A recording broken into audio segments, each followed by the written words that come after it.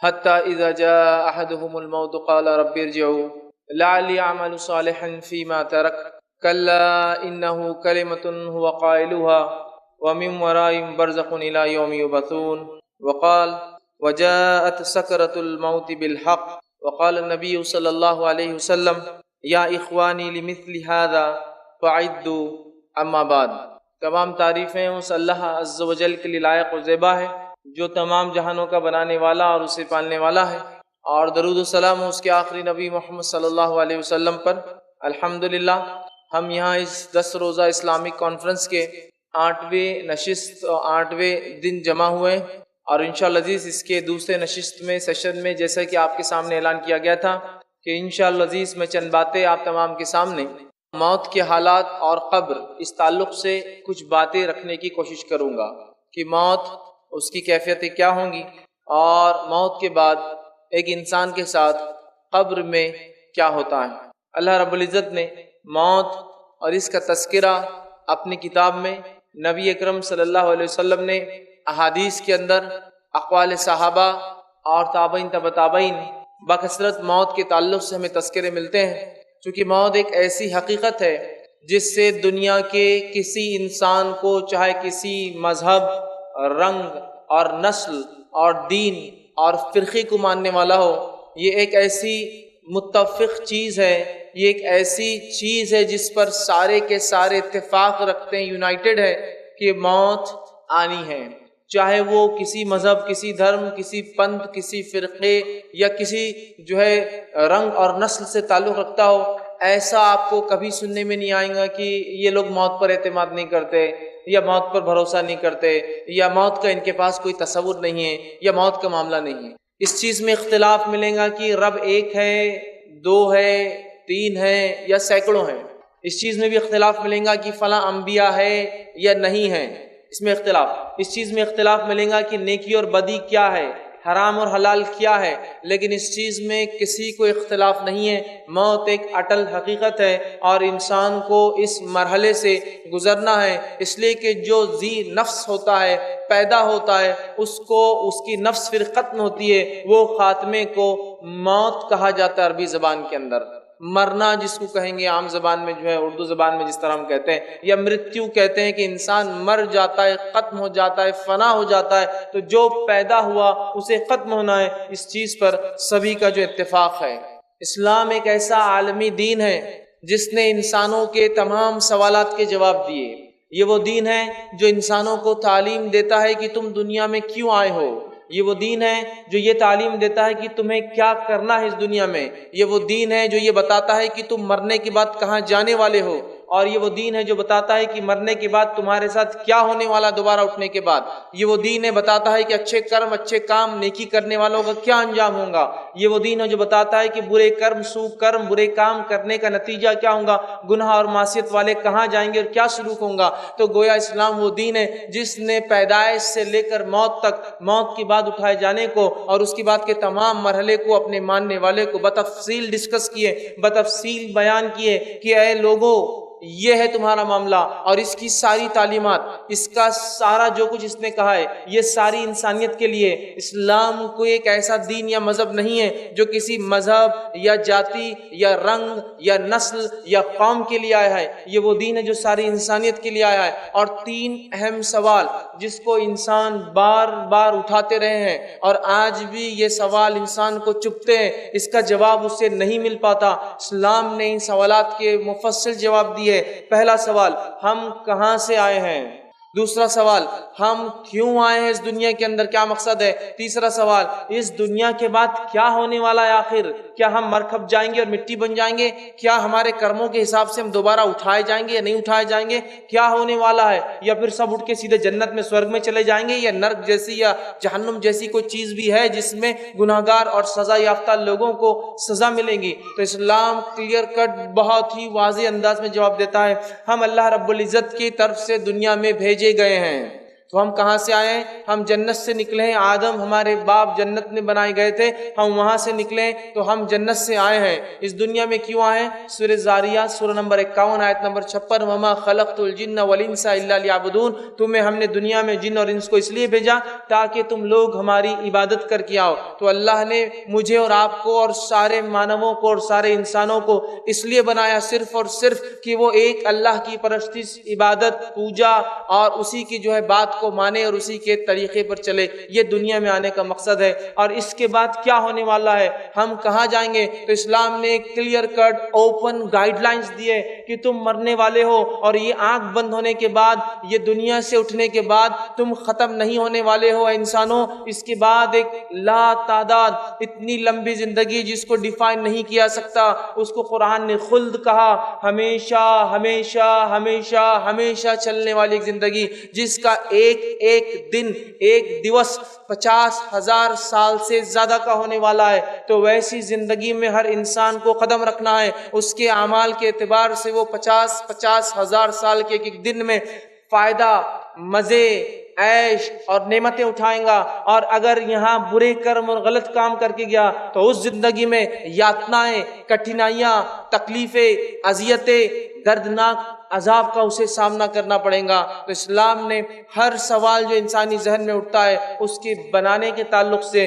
اس کے بنانے والے کے تعلق سے، اس کے دنیا میں آنے کے تعلق سے، اس کے دنیا سے جانے کے تعلق سے، اور دوبارہ اٹھنے کے بعد کیا ہونے والا ہے، بہت بہت واضح گائیڈ لائنز، کلیئر رہنما اصول، نصیحتیں، دلائل پیش کر دی۔ یاد رکھیے اللہ رب العزت آئیے ہماری موت کا خاکہ اپنی کتاب میں کھینچتا ہے، اور کیا ہی خوب فرماتا ہے۔ سورہ مومنون سورہ نمبر 23 آیت نمبر 99 اور 100 اللہ فرماتا ہے، حتی اذا جاء احدهم الموت قال رب ارجعوا لعلی اعمل صالحا فیما ترک، جب تم میں سے کسی کے پاس موت آتی ہے، موت کی گھڑی آتی ہے، اس کے فرشتے حاضر ہو جاتے ہیں، چاہے وہ موت اپنے بستر پر آئے، چاہے وہ موت انسان کو کھڑے سے آئے، چاہے وہ موت ڈوب کر یا جل کر آئے، چاہے وہ موت کسی چیز میں دب کر یا ایکسیڈنٹ کے ذریعے آئے، چاہے وہ موت قتل کے ذریعے آئے، چاہے انسان خودکشی کر کے اپنے آپ کو قتل کر لے، موت کے فرشتے جب آتے ہیں گناہگار، فاسق، کافر اور اسی طرح جو ہے منافق کے پاس، تو وہ کہتا ہے حتی اذا جاء احدهم الموت قال رب ارجعوا، تو انسان کہتا ہے ان آنے والے فرشتوں سے، اے فرشتوں میرے رب سے جا کر گزارش کرو، رب ارجعوا، مجھے واپس لوٹنے کی تھوڑی ڈھیل اور مہلت اور تھوڑا سا ایک پیریڈ، ایک انٹرول، چھوٹا سا مجھے ایک وقفہ دیا جائے، لعلی اعمل صالحا فیما ترک، تاکہ میں دنیا میں جو نیکیاں چھوڑ آیا تھا جا کر واپس کر لوں۔ اگر آستھاوار نہ تھا، ایمان والا نہ تھا، تو آستھا لالوں، ایمان لالوں ایک ستیہ ایشور ہمارے بنانے والے پر، اور اگر گناہگار تھا، ایمان والا تو تھا، تو مہلت مانگیں گا کہ کچھ پنیہ کی اور نیک کام کر کے میں آ جاؤں، تھوڑی سی مجھے ڈھیل اور سہولت اور مہلت دے دی جائے، تو وہ کہیں گا لعلی اعمل صالحا فیما ترک، کہ مجھے تھوڑی سی ڈھیل اور مہلت دی جائے تاکہ نیکیاں جو چھوڑ آیا ہوں پھر کر لوں۔ کلا انہ کلمۃ هو قائلها، رب العزت کی طرف سے وہ فرشتے جواب لے کر آتے ہیں، اے اللہ تیرا بندہ ایک مہلت مانگتا ہے، ڈھیل مانگتا ہے، چھوٹ مانگتا ہے، کیا کیا جائے؟ اللہ جواب دیتا ہے کلا، ہرگز ایسا نہیں ہوگا، انہ کلمۃ هو قائلها، تو دنیا میں عادی تھا اس بات کا، اگلی بار اگلی بار اگلی بار ایک اور چانس، ایک اور مہلت، ایک اور بار مجھے جو موقع دیا جائے، کلا انہ کلمۃ هو قائلها، دنیا میں تو عادی تھا صرف یہ بولنے کا کہ ایک اور چانس اور مہلت دیا جائے، اور اللہ فرماتا ہے یہ دوبارہ اب بالکل نہیں پلٹیں گے، نہیں جائیں گے الی یوم یبعثون، دوبارہ اٹھائے جائیں گے، وَمِن وَرَائِهِمْ بَرْزَخٌ الی یوم یبعثون، اور ان کے اور اس دنیا کے بیچ میں ایک آڑ ہے، ایک برزخ ہے، ایک پردہ ہے، ایک ایسی آڑ نہ جو کسی سے ایک دوسرے سے مل سکتا ہے، نہ آ سکتا ہے، نہ وہاں سے کہیں جا سکتا ہے، نہ آپس میں وہ ارواح و روحیں ایک دوسرے سے مل سکتی ہے، الی یوم یبعثون، وہ آڑ وہ برزخ دوبارہ اٹھائے جانے تک ہے۔ تو اس سے پہلے کہ کسی کی موت آئے اور یہ ڈھیل، یہ سہولت اور یہ مہلت ہم مانگے جو کہ کسی کو آج تک نہیں دی گئی اور نہ ہی قیامت تک کسی کو ملیں گی، لہٰذا اچھے اعمال کر کے جو فرشتے آئے خوشی خوشی ہم ان کے ساتھ نکل کر چلے جائے، ورنہ وہ فرشتے آ جائیں گے، پھر ہم ڈھیل اور مہلت مانگیں گے، گڑ گڑائیں گے، آہ و بکا کریں گے، چیخیں گے اور چلائیں گے، ہم چیخیں گے اور چلائیں گے، لیکن سارے لوگ موت اور میت ہے کہہ کر سمجھ نہیں پائیں گے، لیکن وہ میت، وہ مرنے والا خوب گڑ گڑائیں گا، آہو بکا کریں گا۔ اللہ رب العزت نے اس بات کو سورہ قاف سورہ نمبر 50 آیت نمبر 19 میں یوں دوہرا فرمایا، وَجَاءَتْ سَكْرَةُ الْمَوْتِ بِالْحَقِّ، اور موت کی سکرات، موت کی سختیاں حق کو لے کر آ پہنچی ہے۔ اب غائب کے دروازے کھل چکے ہیں، فرشتے نظر آنے لگے ہیں اور غائب کی دنیا دکھ رہی ہے۔ فرشتے اپنی جماعت کے ساتھ آئے ہیں، ملک الموت اس روح کو لینے آئے ہیں، جیسے اس کے اعمال ہوں گے ملک الموت اپنا چہرہ اور ساتھ لانے والے اپنے ساتھیوں کے چہرے خوشنما اور بدنما اس کے اعتبار سے آئیں گے اور آ کر اس شخص کی سخت گرفت کریں گے، پکڑیں گے، اور اس کے اعمال کے اعتبار سے وہیں سے اس کو سزا یا جزا کا ایک مرحلہ شروع ہو جائے گا کہ جو ہے کافر تھا وہیں سے مار پیٹ، اور قرآن کہتا ہے تھپڑ رسید کریں گے فرشتے اس کو، اس کے پیٹ پر، اس کے چہروں اور گالوں کے اوپر، اور وہیں نیکوکار ہوں گا، اس کو خوشخبریاں سنائی جائیں گی، اس کی روح مچلیں گی کہ کاش میں جلدی نکل جاؤں، اس لیے کہ فرشتے جو خوشخبری سنا رہے ہیں وہ میرے لیے ہے، اور میرے رب نے میرے لیے اتنی ساری نعمتیں اٹھا رکھی ہے، وہ نکلنے کو بہرحال تڑپیں گا۔ تو یاد رکھیے موت کی سختیاں حق کو لے کر آ پہنچی۔ قرآن کہہ رہا ہے وجاءت سکرۃ الموت بالحق، موت کی سکرات، نزع کی کیفیت حق کو لے کر آ گئی، اور حق اس کے سامنے واضح ہو جاتا ہے۔ انسان جو دنیا میں جیتا ہے اور شروعات سے لے کر خاتمے 4 مرحلے میں زندگی کو گزارتا ہے۔ پہلا مرحلہ عالم ارواح، جب پیدائش سے پہلے میں جہاں تھا اور آپ جہاں تھے۔ دوسرا مرحلہ یہ دنیا کی زندگی جس میں میں اور آپ گزر رہے ہیں، اور جتنے مجھے سن رہے ہیں اور جتنے انسان ابھی زندہ ہیں گزر رہے ہیں۔ تیسرا مرحلہ موت کے بعد وہ نیچے جو قبر کے اندر یا جہاں کہیں جانور نے کھایا ہو، جلا کر راکھ بنا کے اڑا دیا گیا ہو، پانی کے ذریعے بہا دیا گیا ہو، یا آنکھ کے اندر کرنٹ دے کر اسے ختم کر کے مٹی بنا دیا گیا ہو، وہ زندگی، وہ ایک اور زندگی، تیسرا سٹیج۔ پھر اس زندگی کے بعد چوتھا مرحلہ ہے، انسان پھر اٹھائے جائیں گے اور اس کے بعد اعمال کے اعتبار سے جنت یا جہنم میں جائیں گے۔ تو زندگی کے 4 مرحلے ہیں۔ عالم ارواح پیدائش سے پہلے یہ زندگی جس سے میں اور آپ گزر رہے ہیں، وہ زندگی جو موت کے بعد اس گڑھے اور قبر کے اندر اور برزخ میں آئیں گی، اور چوتھی وہ زندگی جو دوبارہ ہم سب انسان آدم کی اولاد جو ہے، ایک ماں باپ کی جو اولاد ہے، سب اٹھائے جائیں گے، اچھے اور برے، کارے اور گورے، اونچے اور نیچے، اور سب کے ساتھ اللہ رب العزت فیصلہ کریں گا، انصاف کریں گا، ذرہ برابر بھی کسی کے ساتھ نا انصافی نہ ہوں گی۔ 4 زندگیوں کے مرحلے ہوتے ہیں، اس سے مجھے اور آپ سب کو گزرنا ہے۔ اور موت زندگی کا سب سے خطرناک، سب سے ہولناک، سب سے سخت مرحلہ ہے جس سے انسان گزرتا ہے۔ یہ پیدائش کے مرحلوں سے بھی کئی درجے زیادہ سخت جو ہے ایک مرحلہ ہے، اور اتنا سخت مرحلہ ہے کہ جس کی کوئی حد نہیں، یاد رکھیے۔ اور موت ایک ایسی حقیقت ہے جس سے کسی کو انکار نہیں۔ اللہ رب العزت نے سورہ آل عمران سورہ نمبر 3 آیت میں 185 میں فرمایا کل نفس ذائقۃ الموت، ہر نفس کو، جو بھی نفس ہے اسے موت کا مزہ ایک نہ ایک دن چکنا ہے، اور لوٹ کر ہم سب کو اپنے رب کے پاس جانا ہے۔ اور موت کی تکلیف کیا ہوتی ہے اس کو ٹھیک بتانا ناممکن ہے، یاد رکھیں، اس لیے کہ مرنے والا اٹھ کر یہ نہیں بتاتا کہ اسے کیا تکلیف ہوئی، ہاں لیکن کچھ باتیں اللہ کی کتاب اور اس کی رسول صلی اللہ علیہ وسلم نے سنت میں بتائی ہے، ان باتوں کو ہم جان سکتے ہیں، لیکن حقیقی کیفیت تو وہی انسان ہے جو اس سے گزرتا ہے۔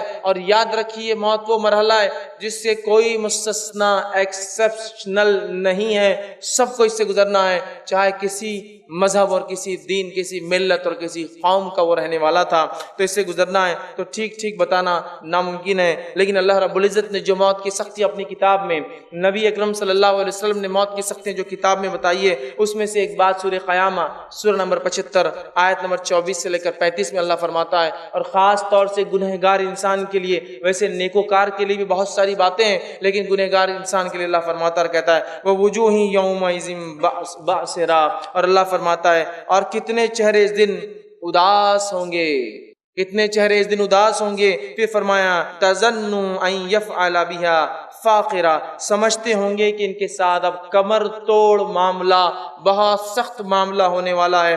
كَلَّا إِذَا بَلَغَتِ التَّرَاقِ، اور جان جب حلق میں آ کر پھنستی ہے، اور ہر مرنے والا جب مرتا ہے تو اس کی آخری آواز جو نکلتی حلق سے تو جان تب اس کے منہ کے ذریعے نکل کر چلی جاتی ہے۔ آپ سب فرماتے تب اس کی نگاہیں اس نکلتی ہوئی جان کو اپنے دیکھتی ہے، اسی لیے فرمایا جب کوئی مر جائے تو آنکھیں بند کر دو، چونکہ اس کی نگاہ اس کی طرف بڑھتی ہے۔ تو پیروں سے نکلنا شروع ہوتی ہے انسان کی جان، اور وہ آخری آواز جو گلے سے نکلتی ہے اس کی تفصیلات ہے کلا اذا بلغت التراق، اور جان جب جانکنی گلے میں آ کے اٹک جاتی ہے۔ وقیل من راق، اور لوگ کہتے ہیں جو آس پاس بیٹھے ہیں کیا کوئی ہے ڈاکٹر، کیا کوئی ہے طبیب، کیا کوئی ہے جھاڑ پھونک کرنے والا، کیا کوئی ہے جو اس کو اس کیفیت سے آج بچا سکتا ہے، لاؤ اسے بلاؤ۔ تو اللہ فرماتا ہے وَظَنَّ أَنَّهُ الْفِرَاقُ، اور آگے فرماتا اور کہتا ہے آدمی جان لیں گا کہ یہ اس کی جدائی کا وقت ہے، دنیا سے جانے کا وقت آ چکا ہے۔ جیسا انسان دنیا میں آتا ہے تو ایک سمجھ کے بعد اسے یہ بات واضح ہو جاتی ہے کہ دنیا کی زندگی مجھے گزارنا ہے، لیکن موت ایک ایسی گھڑی ہے جب انسان جان لے گا کہ اس کا جانے کا وقت آ چکا ہے۔ اللہ نے فرمایا وَتَفَّتِ السَّاقُ بِالسَّاقِ، اور پنڈلیوں سے پنڈلیاں آدمی رگڑے گا۔ یہ وہ شدید تکلیف کا بیان ہے جو موت کے وقت ہر انسان کو برداشت کرنا پڑتی ہے، چاہے موت کسی بھی حالت میں آئے۔ اگر آپ نے کسی کی موت کو کبھی دیکھا ہو تو پنڈلیاں وہ خوب رگڑتا ہے، اس لیے کہ یہ بڑا تکلیف دہ مرحلہ ہوتا ہے۔ تو جب گلے تک جو آواز آ جاتی ہے اور لوگ چلاتے ہیں آس پاس والے کوئی ہے آؤ دیکھو بلاؤ علاج کرو، اور جب پنڈلیوں سے پنڈلیاں رگڑتی ہے الی ربک یومئذ المساق، اور آج تیرے رب کی طرف چلنے کا وقت آ گیا۔ فرشتے بولتے اب کوئی فائدہ نہیں، کوئی طبیب، کوئی معالج، کوئی ڈاکٹر، کوئی جھاڑبو، کچھ نہیں، اب تمہارے رب کے پاس لوٹنے کا تمہارا وقت ہے۔ فلا صدق ولا صلی، نہ تو نے دنیا میں صدقات کی نہ نماز قائم کی، ولکن کذب وتولی، یہ گناہگار انسان کے تعلق سے بات ہو رہی ہے، اور تو نے نہ صدقات دیا نہ نماز قائم کی، ولکن کذب وتولی، اور تیرے سامنے انبیاء نے آ کر باتیں رکھی، تیرے سامنے آ کر اس کے صحابہ نے، تابعین اور نیک لوگوں نے باتیں سنائی، واعظ اور نصیحت کی، لیکن تو نے کیا کیا؟ وَلَكِنْ كَذَّبَ وَتَوَلَّى، سب کو جھٹلا کر منہ پھیر کے تکبر کے ساتھ چلنے لگا۔ دیکھا جائے گا جب موت آئیں گی تو دیکھا جائے گا کیا ہوگا۔ تو اللہ نے فرمایا وَلَكِنْ كَذَّبَ وَتَوَلَّى، تو پلٹ گیا، تو نے اپنا چہرہ پھیر لیا اور منہ پھیر کر چلا گیا۔ تو یاد رکھیے موت کب آئیں گی ہم نہیں جانتے، لیکن اس بات کو پلے باندھ لیجئے کہ زندگی کا کوئی بھروسہ نہیں ہے، موت کا بھروسہ ہے۔ لوگ کہتے ہیں موت کا کوئی بھروسہ نہیں ہے، زندگی کا ہے۔ میں کہتا ہوں زندگی کا کوئی بھروسہ نہیں ہے، کب ہاتھ چھوڑے اور نکل جائے۔ ہاں موت یقینی ہے، جی لے جتنا جینا ہے، 1000 سال، 10,000 سال، لاکھ سال، 10 لاکھ سال، لیکن الٹیمیٹلی تیرا ڈیسٹینیشن تجھے واپس آنا ہے۔ لیکن موت جو ہے حق ہے، یاد رکھیے۔ لوگ کہتے ہیں زندگی کا کیا بھروسہ، یاد رکھیے بات صحیح ہے، موت حقیقت ہے، زندگی کا نہیں، ورنہ لوگ کہتے ہیں موت کا کیا بھروسہ۔ موت کا بالکل بھائی بھروسہ ہے، جتنا بھی جی لو۔ عمرو بن عاص رضی اللہ عنہ کے تعلق سے آتا ہے، صحابی رسول ہے، ایک مرتبہ کہنے لگے مجھے لوگوں پر تعجب ہوتا ہے جب موت کا وقت قریب آتا ہے تو بیان کیوں نہیں کرتے کیفیتیں، کیا ہوتا ہے کیوں نہیں سمجھاتے ہیں۔ تو ایک مرتبہ جب ان کی موت کا وقت قریب آیا، عبداللہ رضی اللہ عنہما کو کسی نے کہا کہ عمرو بن عاص کی موت کا وقت قریب ہے، آپ جائیے۔ وہ پہنچے اور کہا عمرو تم کہا کرتے تھے کہ لوگ کیوں نہیں بتاتے موت کے وقت کیا ہوتا ہے ان کے ساتھ، اب تمہاری موت کا وقت قریب ہے، چلو تم ہی بتا دو، تم کہا کرتے تھے نا کہ کیا ہوگا، چلو بتا دو۔ تو عمرو بن عاص رضی اللہ عنہ صحابی رسول کے الفاظ سنی موت کے قریب، فرماتے اور کہتے ہیں مجھے ایسا لگتا ہے، میری کیفیت یہ ہے کہ آسمان زمین پر ٹوٹ پڑا ہے، آسمان زمین پر گرنے سے جو کیفیت ہوں گی تو میری تکلیف ایسی ہے جیسے آسمان زمین پر ٹوٹ پڑا ہے، میں اس کے بیچ میں زمین اور آسمان کے پس رہا ہوں، یہ میری تکلیف ہے۔ اور میری گردن پہ لگتا ہے کسی نے پہاڑ رکھ دیا ہے، اس شدید تکلیف میری گردن میں پہاڑ رکھا ہوا ہے، اور جو ہے میرے پیٹ میں لگتا ہے کسی نے کھجور کے کانٹے بھر دیے جو بہت لمبے اور سخت ہوتے ہیں، اور ایسا لگتا ہے میری سانس سوئی کے ناکے، سوئی کا سوراخ ہوتا ہے نا، ایسا لگتا ہے سانس لینے میں اتنی شدید تکلیف ہے جیسا سوئی کے ناکے سے ہوا آ رہی ہے اور جا رہی ہے۔ شداد بن اوس رضی اللہ عنہ یہ ایک صحابی رسول تھے، یہ موت کی کیفیت کو فرمایا کرتے تھے اور کہتے تھے کہ موت کا لمحہ دنیا اور آخرت کی تمام ہولناکیوں سے زیادہ خطرناک ہے، موت کا لمحہ دنیا اور آخرت کی تمام ہولناکیوں سے زیادہ خطرناک ہے، اور فرمایا کرتے تھے کہ اس کی ہولناکی ایسی ہے کہ یہ آروں کے چیرنے سے زیادہ سخت ہے۔ کسی زندہ انسان کو آرے سے چیرے اور اس کو موت نہ آئے تو کیسی تکلیف ہوں گی؟ تو وہ کہتے ہیں آروں سے چیرنے سے زیادہ سخت ہے، اذیت ناک ہے، اور قینچیوں سے کاٹنے سے زیادہ سخت ہے کہ زندہ انسان کو قینچی سے کوئی کاٹ دے اور اگر موت نہ آئے تو کیسی تکلیف ہوں گی؟ تو قینچیوں سے کاٹنے سے زیادہ سخت ہے، ہڈیوں کے ابالنے سے زیادہ سخت ہے۔ مطلب اتنی تکلیف جس میں ہوتی ہے ایسے ہڈیوں کو، زندہ انسان کو ابالا جا رہا ہے۔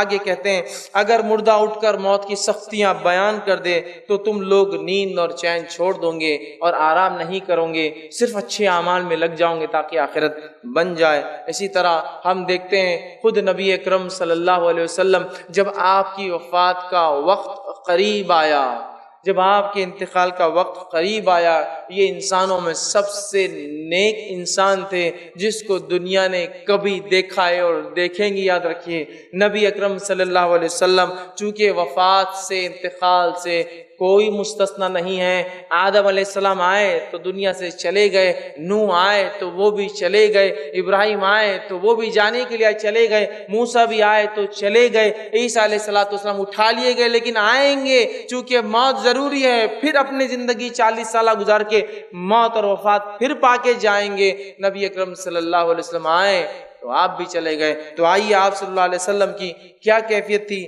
نبی اکرم صلی اللہ علیہ وسلم کی کیفیت کے تعلق سے آتا ہے۔ بخاری کی روایت ہے، ماں عائشہ رضی اللہ عنہا فرماتی ہے اور کہتی ہے اللہ کے رسول صلی اللہ علیہ وسلم کی کیفیت موت کے وقت یہ تھی، آپ کی وفات کے وقت کیا آپ اپنے داڑھی کو بار بار وہ کرتے، چہرے مبارک پر بار بار ہاتھ پھیرتے، اپنے چہرے پر بار بار پانی ڈالتے اور پانی ڈال ڈال کر یہ کہتے سبحان اللہ ان للموت لسکرات، اللہ کی ذات پاک ہے، موت کے لیے بہت سختیاں ہیں، اللہ کی ذات پاک ہے اور موت کے لیے بہت سختیاں ہیں۔ آپ کے تعلق سے آتا ہے کہ پھر آپ کہتے کہ مجھے وضو کرنا ہے، آپ کو نماز کے لیے وضو کروایا جاتا، اس حالت میں بھی آپ نماز کو جانے کی کوشش کرتے، وضو کرتے اور آپ بے ہوش ہو کر گر جاتے، پھر آپ پانی مارا جاتا، آپ پھر ہوش میں آتے، پھر وضو کرتے اور پھر بے ہوش ہو جاتے، پھر آپ کو ہوش میں لایا جاتا، پھر آپ وضو کرتے، پھر بے ہوش ہو جاتے، اور اسی کیفیت میں اپنے چہرے پر آپ ہاتھ پھیرتے، داڑھی پر ہاتھ پھیرتے، پانی مارتے اور کہتے سبحان اللہ،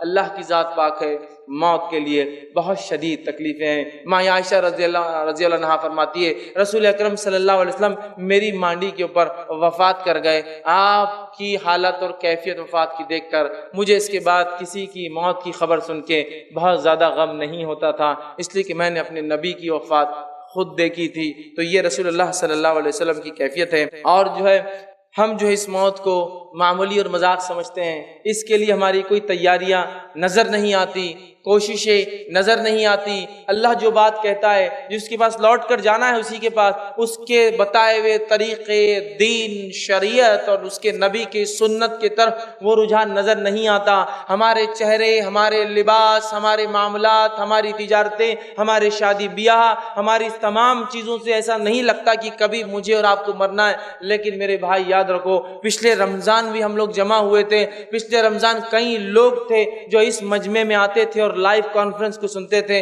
آج ان میں سے خود آپ گواہی دے سکتے ہیں کئی لوگ موجود نہیں ہیں، اور اگلے رمضان شاید بہت سارے لوگ خود مقرر اور سننے والوں میں سے کئی لوگ دنیا سے چلے جائے، اس لیے کہ آئے ہیں تو واپس تو جانا ہے۔ اس کی تیاری جانے سے پہلے مجھے اور آپ کو کرنی ہے، یاد رکھیے۔ لیکن موت کی وہ تیاری نظر نہیں آتی جس کے تعلق سے انبیاء علیہ الصلوۃ والسلام بھی ڈرتے تھے۔ اصحاب رسول کی کیفیت یہ تھی کہ موت کے تذکرے آتے تو کبھی بے ہوش ہو جاتے، کبھی جو ہے حواس سمجھتے آپ، سینسز کھو جاتے، ان کے آؤٹ آف سینس ہو جاتے کہ کیا تذکرہ چل رہا ہے، اس لیے کہ انہیں ڈر ہوتا کہ یہ امتحان ہے، یہ ایک سخت گھڑی ہے اور اعمال کے اعتبار سے اس کے اندر فیصلے ہونے والے ہیں۔ اور موت کے بعد خبر کی ہولناکیوں کے تعلق سے نبی اکرم صلی اللہ علیہ وسلم نے اتنی واضح باتیں بتائی کہ جس کی کوئی انتہا نہیں۔ جامع ترمذی کی روایت ہے، نبی اکرم صلی اللہ علیہ وسلم فرماتے ہیں میں نے خبر سے زیادہ گھبراہٹ والی جگہ کوئی نہیں دیکھی۔ آپ فرما رہے میں نے خبر سے زیادہ گریو سے زیادہ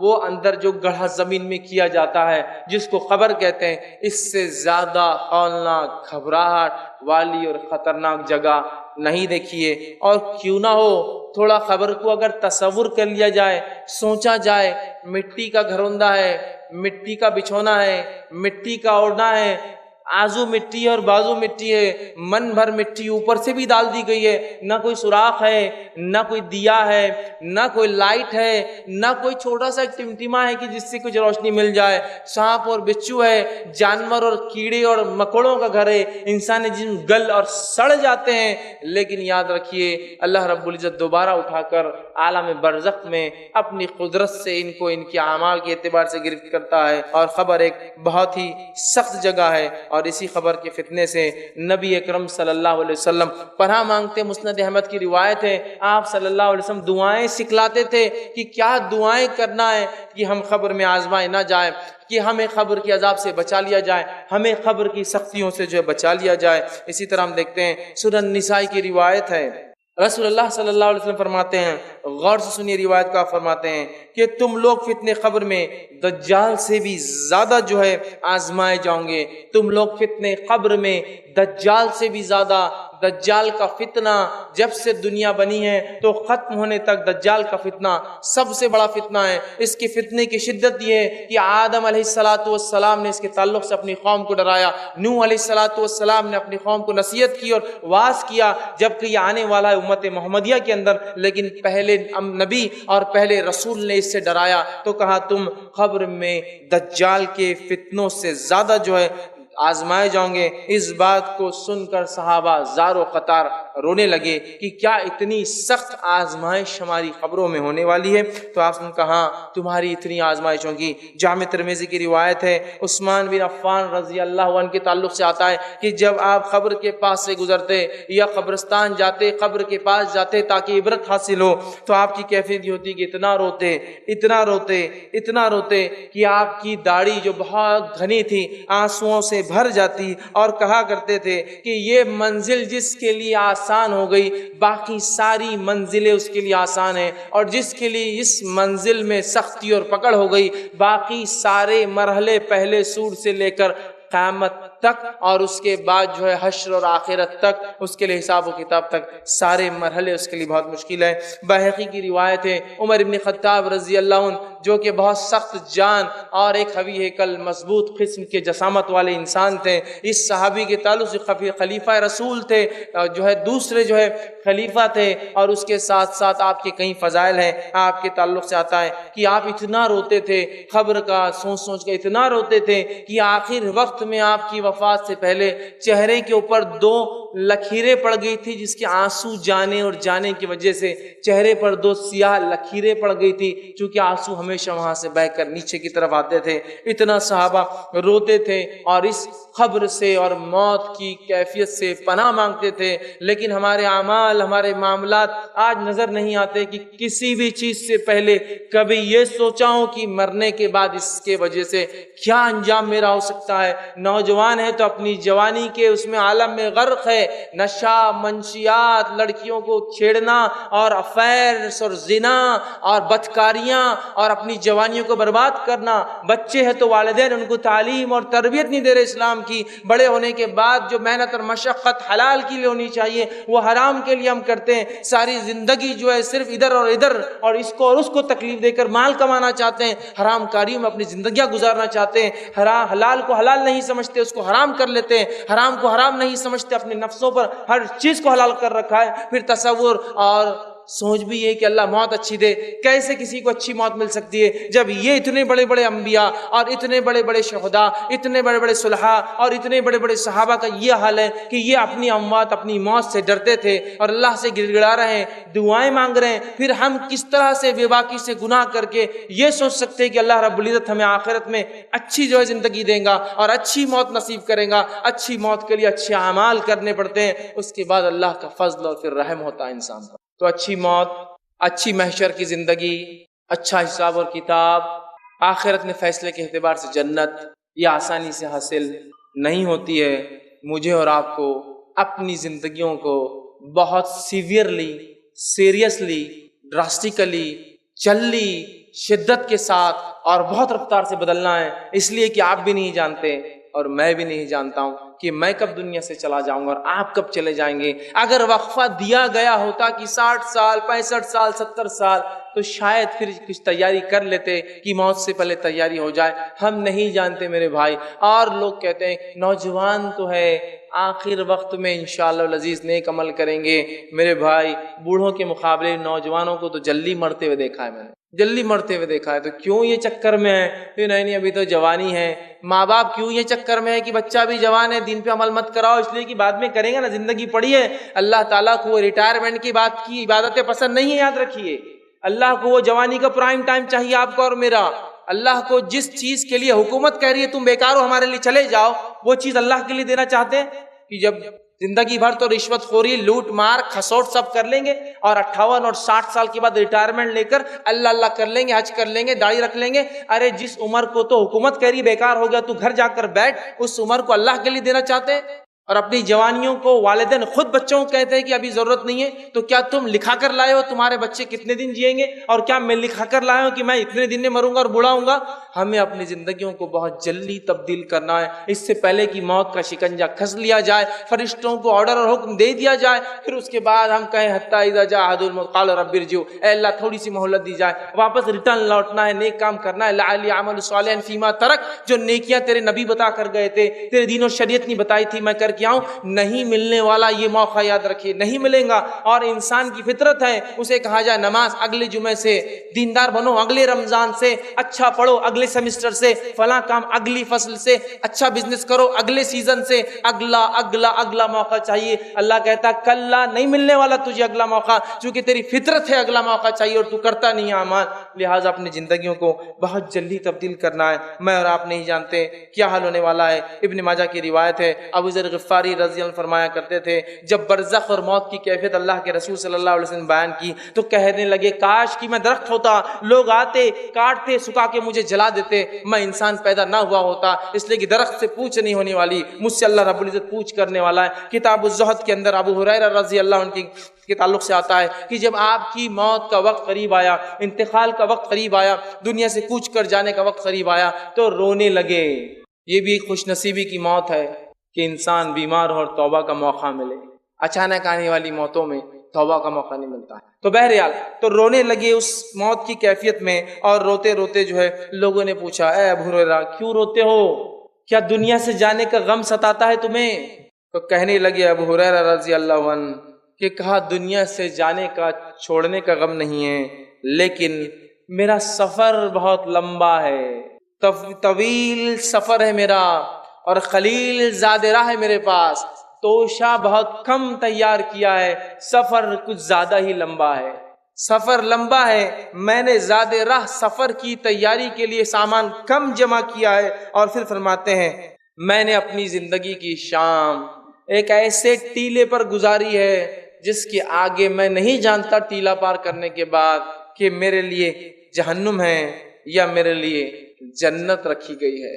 تو یہ اصحاب ہے جن کے تعلق سے اللہ کی کتاب نے کہا رضی اللہ عنہم ورضوا عنہ، اللہ ان سے راضی اور وہ اللہ سے راضی۔ اگر ان کی اموات اور ان کی موت پر یہ ڈر رہے ہیں، اتنے کثیر اعمال کرنے کے بعد اگر یہ قلیل کہہ رہے ہیں اس کو زادرہ قلیل، جبکہ ابو ہریرہ رضی اللہ عنہ کی شخصیت کس کو نہیں پتا ہے؟ حدیث کا کوئی طالب علم ایسا کوئی ہو سکتا ہے جس نے ابو ہریرہ رضی اللہ عنہ کے تعلق سے نہیں سنا ہو کہ فلاں صحابی ہے؟ یہ وہ صحابی ہے جس نے 5000 سے زیادہ حدیث ہے روایت کی ہے رسول اکرم صلی اللہ علیہ وسلم سے، اور قیامت تک جتنے لوگ اس حدیث پر عمل کریں گے سب کا ثواب ابو ہریرہ رضی اللہ عنہ۔ تو یہ وہ صحابی ہیں، لیکن اپنی موت سے دیکھ کتنا گھبرا رہے، کتنا ڈر رہے۔ اور کیوں نہ ہو اللہ رب العزت نے تو یوسف علیہ السلام کا ذکر کیا اپنی کتاب میں۔ جب یوسف علیہ السلام کی موت کا قریب آیا، وقت قریب آیا، تو کہنے لگے کہ اللہ جو ہے جعلنی مکرمن والحقنی بالصالحین، اے اللہ مجھے اکرام والے اور نیک لوگوں میں شمار کر۔ انبیاء ہے اور ایسے نبی ہے یوسف علیہ السلام کہ جس کے جیسا نسب تو کسی کا نسب نہیں۔ شجرا بڑا دادا نبی ابراہیم علیہ السلام، دادا نبی اسحاق علیہ السلام، باپ نبی ہے نا، آپ کے جو والد تھے یعقوب علیہ السلام، اور خود نبی۔ اس کے بعد کہہ رہے ہیں کہ اے اللہ جو ہے میرا حساب آسان کرنا، اور مجھے جو ہے نیکوکاروں میں شمار کرنا، میرا اچھے لوگوں میں میرا شمار کرنا۔ تو یہ ہے انبیاء، یہ ہے اصحاب، یہ ان کا ڈر ہے۔ اور ہمارے اسلاف قبروں سے بہت ڈرتے تھے، قبر کے عذاب اور موت سے ڈرتے تھے۔ آج لوگ یہ دھڑلے سے کہتے دیکھا جائے گا مرنے کے بعد، بھائی تو نے میری زمین لے لی، دیکھا جائے گا مرنے کے بعد، بھائی تو نے میرا پیسہ لے دیا نہیں، دیکھا جائے گا مرنے کے بعد۔ میرے بھائی نپٹا لے یہاں، سب ختم کر دے یہاں، دیکھا کچھ بھی نہیں جانے والا ہے، صرف لیا اور لیا جائے گا اور واپس دیا اور دیا جائے گا، کچھ دیکھا جائے گا نہیں۔ کوئی مہلت، کوئی چھوٹ، کوئی پہچان، کوئی نسب، کوئی خاندان، کوئی رشوت، کوئی سونا، کوئی چاندی، کوئی خوبصورتی، کوئی مالداری، کوئی حسب نسب تیرے کچھ کام نہیں آئے گا رکھتی برابر۔ وہاں صرف بدلہ نیکیوں سے چلیں گا مرنے والا۔ اگر مرنے کی کیفیت ٹھیک ٹھیک بتا دیتا تو شاید ہمیں پتہ چل جاتا، چونکہ مرنے والا بتا نہیں پاتا ہے کیا ہوتا ہے۔ قرآن حدیث سے میں نے کچھ باتیں جمع کی ہے کہ نیک اور بد کی موت کیسی آتی ہے۔ یہ روایتیں صحیح بخاری، صحیح مسلم، جامع ترمذی، سنن ابن ماجہ، سنن نسائی اور دیگر کتابوں سے میں نے جمع کی ہے، لیکن ہر روایت میں ایک مخصوص پارٹ اور حصہ آ رہا تھا، تو میں نے وہ سب کو چھوڑ کر، حوالوں کو چھوڑ کر ایک ترتیب دے دی پورے واقعے کی، ایک سیکوینس بنا دیا۔ حوالے چاہیے تو بعد میں مجھ سے آپ لے سکتے ہیں، لیکن اگر میں الگ الگ حوالے بتاؤں گا تو پھر وہ ترتیب نہیں جم پائیں گی کہ کیسے کب اور کیا ہوتا ہے۔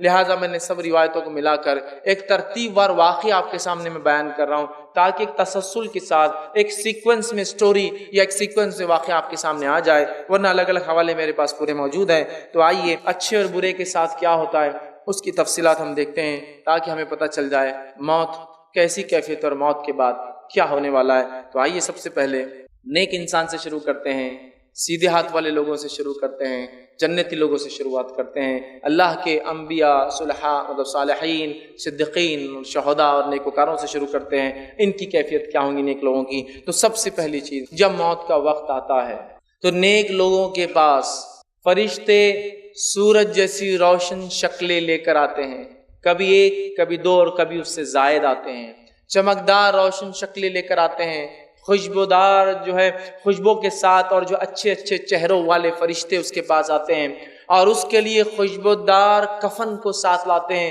جو ریشم کا بنا ہوا ہوتا ہے، اور وہ کفن خوشبودار کفن لے کر آتے ہیں، اور آنے کے بعد ملک الموت اور دیگر فرشتے اس شخص کو سلام کرتے ہیں، اس کو دعا دیتے ہیں، اور یہی پہلا مرحلہ ہے، وہ سمجھ جاتا ہے کہ میرے لیے رائٹ چیز ہونے والی ہے، چونکہ سلام کیا گیا مجھے، تو سلام کرتے ہیں۔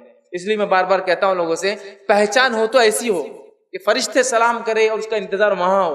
دنیا میں تو بہت پہچان لوگوں کی ہوتی ہے، یہ زیادہ کام نہیں آتی ہے۔ تو بہرحال اس کو سلام کرتے ہیں، اچھی اچھی شکلوں میں آتے ہیں، اور اس کو اچھے اچھے ناموں سے پکارتے ہیں، جن اچھے اچھے ناموں سے دنیا میں اسے پکارا جاتا تھا کہ فلاں بن فلاں، فلاں بن فلاں، پیارے پیارے جو اس کے اچھے نام، ایک انسان کہیں کے ناموں سے پکارا جاتا ہے، سارے اچھے اچھے ناموں سے اس کو پکاریں گے، اس کو آواز دیں گے، اور اس کو روح نکالنے سے پہلے ملک الموت بشارت دیں گے، اے نیک انسان، تیرے اعمال سے تیرا رب راضی ہوا اور تو جو ہے نکل جا، تیرے رب نے تیرے لیے جنت مقام طے کر دیا ہے۔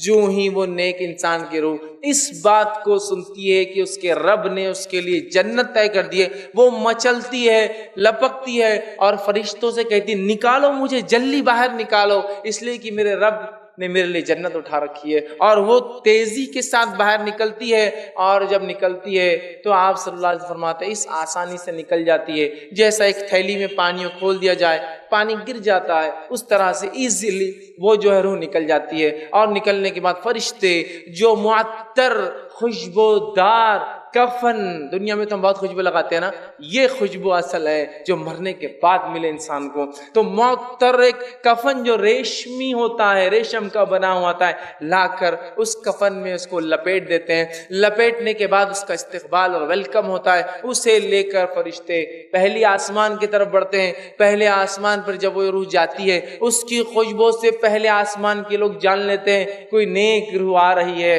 خوشبو بتا دیتی ہے، اور دروازہ جو ہے آسمان کا کھٹکھٹایا جاتا ہے، پوچھا جاتا ہے کون، تو کہا جاتا ہے فلاں بن فلاں کی روح لائی جا رہی ہے۔ فرشتے کہتے استقبال، خوش آمدید، ویلکم، خیر، بہت خوب آئے، بہت اچھے۔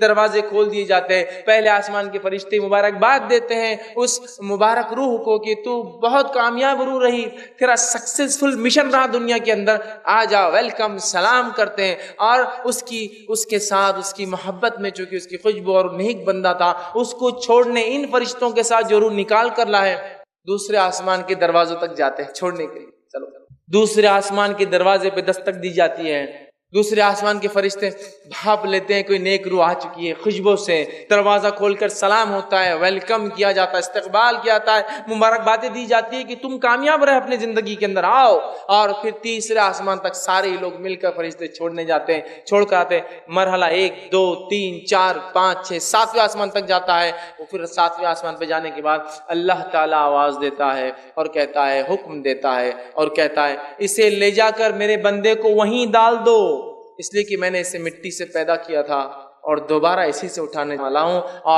اور اللہ فرماتا ہے اس کا نام علیین، نیک لوگوں کے رجسٹر میں لکھ دو، اس کا نام اچھے لوگوں کے کھاتے میں ڈال دیا جائے۔ اور علیین کے اندر نیکوکاروں کی بک رجسٹر ہے، اس رجسٹر میں اس کا نام اندراج رجسٹر لکھ دیا جاتا ہے کہ ایک نیک انسان ہے۔ روح پھر اسی مرحلوں سے لوٹ کر خوش آمدید سلامتیاں سن کر زمین پر آتی ہے، اور لانے کے بعد اسے قبر میں واپس اس کے جسم میں ڈال دیا جاتا ہے۔ نبی اکرم صلی اللہ علیہ وسلم فرماتے ہیں جب قبر میں روح کو واپس ڈال دیا جاتا ہے اور لوگ دفنا کے دور چلے جاتے ہیں، تو اس کے بعد وہ آدمی جو مر چکا تھا یا مرا ہوا تھا، وہ ان کی کھڑاؤں کی، چپل اور جوتے کی آوازوں کو سنتا ہے، چونکہ اس کا رب اسے سناتا ہے، وہ سنتا ہے، یاد رکھیے ان آوازوں کو، اور لوگ وہاں سے چلے جاتے ہیں۔ اور یہی نیک انسان جب اس کو جنازے پہ لوگ لے جاتے ہیں تو لوگوں سے کہتا ہے جو جنازہ اٹھائے ہوئے، ارے جلدی چلو، اتنے سست رفتار سے کیوں چل رہے ہو، لے کے جاؤ، اس لیے کہ میرے انجام کی خوشخبری سنا دی گئی ہے، مجھے لے کے جاؤ اسپیڈیلی، مجھے ڈالو لے جا کے قبر میں۔ اور جب قبر میں اسے ڈال دیا جاتا ہے، جسم اس کے روح میں ڈال دی جاتی ہے، اطمینان کے ساتھ اٹھ کر بیٹھ جاتا ہے۔ اب وہ دو لوگ آتے ہیں جو اللہ کی طرف سے اپوائنٹڈ ہے، جو آ کر سوال کرتے ہیں، دو فرشتے، ایک منکر دوسرا نکیر۔ نبی اکرم صلی اللہ علیہ وسلم فرماتے ہیں منکر اور نکیر کی کیفیت یہ ہے، کالا اور سیاہ چہرہ ہے دونوں کا، اسی کے ساتھ ساتھ موٹی موٹی لال لال آنکھیں ہوں گی، اور بیل کے سینگوں سے زیادہ بڑے بڑے دانت ہوں گے، اور جب آئیں گے تو زمین کو پھاڑتے ہوئے آئیں گے، سیدھے نازل نہیں ہوں گے، زمین کو کاٹتے ہوئے اپنے دانتوں سے چیرتے ہوئے آئیں گے قبر میں، اور آواز بجلی سے زیادہ تیز گرجدار آواز میں بات کرتے ہوں گے، اور آ کر جو ہے اس روح سے جو نیک تھی، چاہے بد ہو یا نیک ہو، ان کا رویہ دونوں کے ساتھ سخت ہوتا ہے، آ کر بجلی جیسی کڑکتی ہوئی آواز میں پوچھتے ہیں من رب کا، تیرا رب کون تھا؟ دوسرا سوال کرتے ہیں من نبی کا، تیرا نبی کون تھا؟ تیسرا سوال کرتے ہیں ما دینو کا، تیرا دین کیا تھا؟ 3 سوال کریں گے۔ سوال دکھنے میں بہت چھوٹے ہیں، جواب بھی معلوم ہے، اللہ، محمد صلی اللہ علیہ وسلم، اسلام۔ لیکن کیا آپ کو لگتا ہے یہ 3 اتنے آسان جواب منہ سے یوں ہی نکل جائیں گے؟ نہیں نکلیں گے بھائی۔ کیوں نہیں نکلیں گے؟ برے آدمی کا جب لوں گا تفصیلات ڈسکس کریں تو وہ جواب دیں گا اطمینان کے ساتھ، سوالات کے مرحلے میں دکھائی دیں گا سورج ڈوبتے ہوئے نیک انسان کو، سورج غروب ہوتے ہوئے دکھایا جائے گا، یہ سب غائب کی بات ہو رہی ہے۔ تو وہ کہیں گا فرشتوں سے فرشتوں ان کے نکیر رک جاؤ، عصر کی نماز کا وقت ختم ہو رہا ہے، مجھے پڑھنے دو۔ تو منکر نکیر کہیں گے قبر نماز کی جگہ نہیں، پھر اسے یاد آئے گا میں تو مر چکا ہوں، لیکن وہ زندگی میں عادی تھا نا نمازوں کا، تو اس لیے اس کو خبر میں بھی نماز یاد رہیں گے۔ فرشتے کہیں گے یہ خبر ہے، یہ دنیا نہیں ہے، اس میں اعمال نہیں ہے۔ تب وہ کہیں گے ہاں کنٹینیو کرو اگلے کوشچنز تمہارے، اور فرشتے 3 سوالات کریں گے۔ 3 سوالات کرنے کے بعد فرشتے اسے کہیں گے آرام سے لیٹ جاؤ، آرام سے لیٹ جاؤ، جواب دے دیا۔ اور پھر ایک کھڑکی کھولی جائیں گی اور اسے جہنم دکھائی جائیں گی، اور فرشتے کہیں گے یہ وہ چیز تھی جس سے تیرے رب نے تجھے بچا لیا، وہ شکر ادا کریں گا اپنے رب کا، اور پھر ایک کھڑکی اور کھولی جائیں گی جس میں اس کو جنت میں اس کا مقام دکھایا جائے گا. وہ کہیں گا اللہ قیامت جلدی قائم کر تاکہ اس مقام پہ پہنچ جاؤ. اور فرشتوں سے کہیں گے فرشتوں ایک گزارش ہے، جا کر اللہ سے ایک مہلت مانگو، مجھے موقع دے جا کے رشتہ داروں میں جا کر بولوں کہ مجھے کیا فائدہ ہوا ہے دنیا میں نیکیاں کرنے کا. فرشتے کہیں گے یہ چیز نہیں مل سکتی. جنت کا ایک لباس پہنایا جائے گا، جنت کا ایک بستر ڈالا جائے گا، جنت میں سے ایک کھڑکی کھول دی جائیں گے جس میں سے تازی ہوا جنت کی آئیں گی، اور کہا جائے گا سو جاؤ، اور اسے ایک نئی نویلی دلہن کی طرح لٹا کر جنتی لباس پہنا کر جنتی بستر پر ڈال کر جنت کی کھڑکی کھول کر ہوا لیتے ہوئے سو جائیں گا. اب یہ روز قیامت ہی اٹھنے والا ہے. اس کے بعد جب وہ لیٹ جائیں گا اپنی خبر میں تو ایک شخص وہاں آئیں گا، اور وہ شخص بہت ہی انتہائی خوبصورت چہرے والا ہوں گا، اور آ کر سلام کریں گا. یہ پوچھیں گا تم کون ہو تم جو خبر میں آ گئے؟ وہ کہیں گا میں تیرے نیک اعمال ہوں، میں تیرے نیک اعمال ہوں جس کا بدلہ تجھے ابھی سے مل رہا ہے. جنت کا لباس، جنت کا بستر، کھڑکی کھلی ہے، اور اس کی نظر جہاں تک جاتی ہے اس کی خبر کو ایکسپانڈ پھیلا دیا جائے گا. ایک روایت میں 70 ہاتھ، ایک روایت کے اندر 35 ہاتھ، ایک روایت میں جہاں تک اس کی ویژن ہوں گا، آنکھیں جائیں گی، نظریں، خبر وسیع کر دی جائیں گی، اور نیک اعمال آ کر اس کو خوشخبری دیں گے میں تھا تیرا وہ ساتھی جس کو تو نے بہت محبت کری، اپنے سے نزدیک رکھا اچھے اعمال کو، آج تجھے بدلہ یہ ہے اس کے بدلے کہ تو جو ہے جنت کے فائدے اٹھا رہا ہے. اور اسے کہا جائے گا سو جاؤ، اور وہ آنکھیں بند کر کے اطمینان کے ساتھ اب دوبارہ اٹھائے پہلے سور تک سو جائیں گا آرام سے نرم اور نازک بستر. دوسرا وہ شخص جو کفر کی حالت پر، شرک کی حالت پر، نفاق کی حالت پر، کبائر کے ارتکاب کی حالت پر، یا جو ہے گناہ اور معصیتوں کے اندر اپنی زندگی ڈبائے ہوئے تھا، اس کی موت کی کیفیت کیسی آتی ہے؟ اللہ کے رسول فرماتے ہیں، بہت ساری روایتوں کو ملا کے میں نے پھر ایک مجموعہ بنا دیا کہ اس کے ساتھ کیا ہوتا ہے. حوالے میرے پاس موجود ہے، آپ بعد میں دیکھ سکتے ہیں. جب ایسے آدمی کی موت کا وقت قریب آتا ہے تو فرشتے ملک الموت اور دوسرے فرشتے انتہائی بد صورت گندی صورتوں میں آتے ہیں. بدبودار سڑے ہوئے مردار گوشت کی بدبو جیسی آتی ہے، ویسا ٹاٹ سمجھتے ہیں؟ ٹاٹ وہ جو ہوتا ہے نا، تھیلے جس کو بولتے ہیں، ٹاٹ کا بدبودار جو سڑے ہوئے ماंس میں سے بدبو آتی ہے نا، گوشت میں سے، اس کے ساتھ کفن لاتے ہیں، اور لانے کے بعد گندے ناموں سے پکارتے ہیں، جسے دنیا میں وہ چڑھتا تھا فلاں بن فلاں، گندے نام اس کے لیتے ہیں. اور اس کے بعد ملک الموت آگے آ کے کہتے ہیں تیرے لیے جہنم کی خوشخبری ہے، تیرے لیے وہ چیز تیار ہے جس کا دنیا میں تو انکاری تھا، تو انکار کرتا اور کفر کرتا تھا، تیرے لیے جو ہے وہ چیز ہے. اس کی روح جسم کے اندر بھاگنا شروع کرتی ہے. اللہ رب العزت نے جس کے تعلق سے کہا فرشتوں کو، ملک الموت خود اور فرشتوں کو حکم دیتے ہیں ڈوبو اس کے جسم کے اندر، گھس کر نکال کے لاؤ اس کو، چونکہ دشمن تھا اللہ کا، کفر کرتا تھا، شرک کرتا تھا. اور اللہ نے کہا وَالنَّازِيَاتِ غَرْقًا، قسم فرشتوں کی جو انسانی جسموں میں غوطے لگا کر روحوں کو کھینچ کر لاتے ہیں. وَالنَّازِيَاتِ غَرْقًا، فرشتوں کی قسم جو جسم میں گھس کر کافر، منافق، فاسق، فاجر، کبائر کے کرنے والے کی روح کو کھینچ کر نکالتے ہیں. اور جب روح کو کھینچتے ہیں تو اللہ کے رسول فرماتے ہیں ایک لوہے کی سلاخ ہو جس کے اوپر کانٹے لگے ہوئے ہو، کیل لگی ہو، اور ایک بھیڑ جس کی اون گیلی ہو، ایک شیپ جس کا اون، اس کا وول گیلا ہو، اس میں اگر اس کانٹے کو گول گھمایا جائے اس لکڑی کو اور پھر کھینچ کے نکالا جائے، اس سے بھی زیادہ دردناک تکلیف اسے ہوتی ہے. اون ہوتا ہے نا، اون، زندہ بھیڑ کا اون آپ کھینچیں گے تو اس کی چمڑی نکل کے آ جاتی ہے، اس طرح سے تکلیف ہوتی ہے، یہ اندر گھستا ہے. اور اللہ رب العزت نے اسی مقام اور اسی کیفیت کو دوسری جگہ یوں فرمایا اور کہا، سورہ انعام سورہ نمبر 6 آیت نمبر 93 میں وَلَوْ تَرَى إِذِ الظَّالِمُونَ فِي غَمَارَاتِ الْمَوْتِ وَالْمَلَائِكَةُ بَاسِطُو أَيْدِيهِمْ أُخْرِجُوا أَنفُسَكُمُ الْيَوْمَ تُجْزَوْنَ عَذَابَ الْحَوْنِ بِمَا كُنْتُمْ تَقُولُونَ عَلَى اللَّهِ غَيْرَ الْحَقِّ وَكُنْتُمْ عَنْ آيَاتِهِ تَسْتَكْبِرُونَ. اللہ فرماتا ہے اے کاش نبی، اے محمد صلی اللہ علیہ وسلم، کاش کہ تم دیکھ پاتے جب ہمارے فرشتے اس شخص کے پاس آتے ہیں جو ظلم اور ستم کرتا تھا، گناہگار تھا، فی غمارات الموت، اور جب اس کی موت کے وقت قریب آتا ہے تو فرشتے دوڑتے ہیں اور ہاتھ بڑا کر کھینچتے اور کہتے ہیں تخرج انفسکم، نکل اب باہر اپنے جسم سے اور آ ہمارے شکنجے میں. اس لیے جتنے بڑے بڑے کافر بھی ہیں نا جو مسلمانوں پہ ظلم کرتے ہیں، اب آتے ہیں شکنجے میں وہ مسلمانوں کے. فرشتے نکالتے ہیں ان کو باہر. مشرک، کافر، فاسق، فاجر جو کبائر میں اپنی زندگیوں کو ڈبا چکے تھے، گناہوں سے توبہ نہیں کرتے تھے، معافی نہیں مانگتے تھے، کھینچتے ہیں. اللہ کہتا ہے کاش تم نبی دیکھ پاتے کیا کیفیت ہوتی ہے. فرشتے آگے ہاتھ بڑھا کے باہر نکل، اب تجھے عذاب دیا جائے گا. تجزون عذاب الہون بما کنتم، کیوں عذاب دیا جائے گا؟ کیوں تو اللہ کے بارے میں بغیر علم کے بڑی باتیں کرتا تھا دنیا میں. ہاں کچھ نہیں ہے، نبی جو دین لا رہا ہے کوئی صحیح نہیں ہے، ہماری عقلیں زیادہ ہے. اب تجھے پتہ چلے گا.